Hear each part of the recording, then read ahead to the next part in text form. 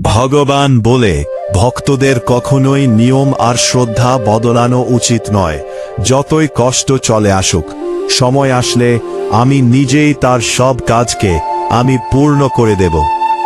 একটি ছোট্ট গল্প বলি, তোমরা শোনো, বুঝতে পারবে।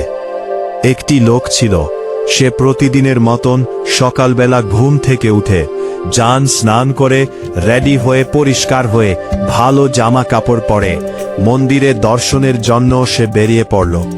লোকটির উদ্দেশ্যে একটি ছিল, ভগবানের দর্শন করে নিজের মনের যে আনন্দ ছিল সেটি উপভোগ করা। সে রাস্তায় দিয়ে যাচ্ছিল, তখন তার পায়ের সামনে একটি পাথর লেগে সে রাস্তাতে পড়ে যায় আর তার গায়ে নোংরা লেগে যায়। তখন সে আবার বাড়ি ফিরে আবার স্নান করে আবার নতুন জামা কাপড় পরে রাস্তা দিয়ে যাচ্ছিল। আবার সে সেই জায়গাটি পাথর লেগে পড়ে যায়, কিন্তু তার গায়ে আগের থেকে আরো বেশি নোংরা লেগে যায়। কিন্তু তাকে দেখে রাস্তার অনেক লোকজন হাসাহাসি করে, তাকে খুব ব্যঙ্গ করে, কিন্তু সে কারো কথায় কোন কান দেয়া না। সে আবার বাড়ি গিয়ে স্নান করে নতুন জামা কাপড় পরে আবার রওনা দেয় মন্দিরে ঈশ্বরের দর্শন করার জন্য। সে যখন আবার রাস্তা দিশে সেই জায়গাটিতে যায় যেখানে সে পড়েছিল, সেখানে কিন্তু সে দেখতে পায় একটি লোক দাঁড়িয়ে আছে।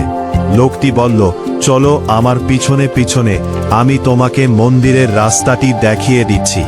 লোকটি তার কথা শুনে তার সাথে সাথে চলে যায়, আর কিছু সময় পরে সে মন্দিরে পৌঁছে যায়।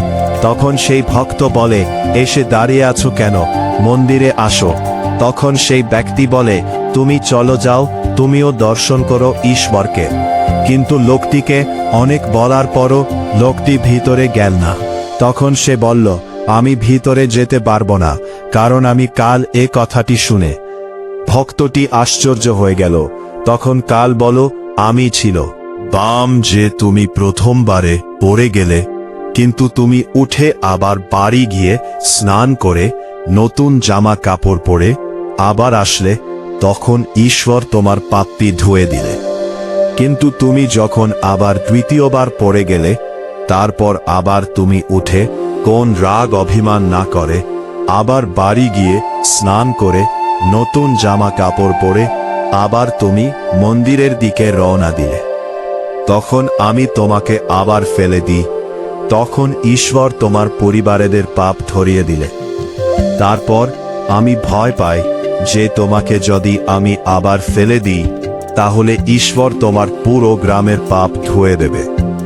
এজন্য আমি নিজেই এলাম তোমাকে মন্দির পৌঁছানোর জন্য। এই গল্প থেকে আমরা বুঝতে পারি, যখন নিয়ম শ্রদ্ধা খুব দৃঢ় হয়, তখন বাধা ও তোমার পথ ছেড়ে দেয়, বরং পথ করে দেয়।